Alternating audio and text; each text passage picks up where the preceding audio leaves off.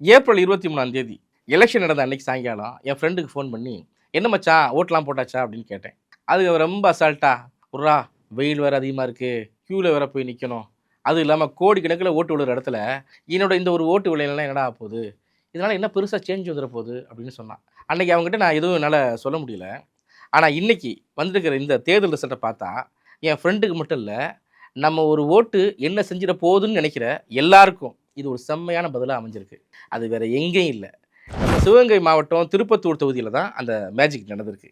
ஏன்னா 2026 தமிழ்நாடு சட்டமன்ற தேர்தல் முடிவுகள்ல, இப்போ ஒட்டுமொத்த மாநிலமே வியந்து பார்க்குற ஒரு சம்பவமா அது மாறியிருக்கு.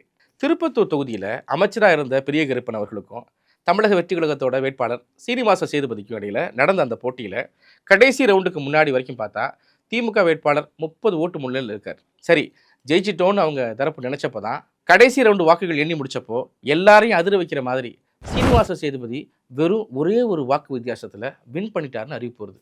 என்னது ஒரு ஓட்டா? அப்படின்னு அதிர்ச்சியான திமுக தரப்பு மறுவாக்கு எண்ணிக்கை கேட்டு பார்த்தாங்க.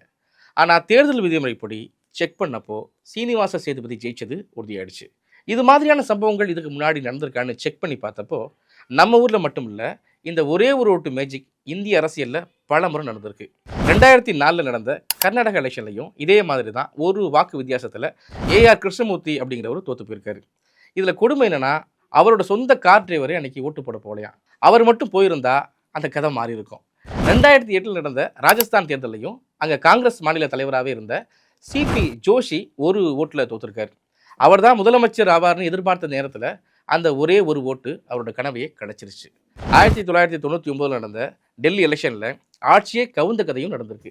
அப்போதைய பிரதமர் வாஜ்பாய் அவங்களோட அரசாங்கம் நாடாளுமன்றத்தில் வெறும் ஒரே ஒரு ஓட்டு வித்தியாசத்தில் தான் நம்பிக்கை வாக்கெடுப்பில் தான் தோத்து ஆட்சி கவிழ்ந்துருச்சு.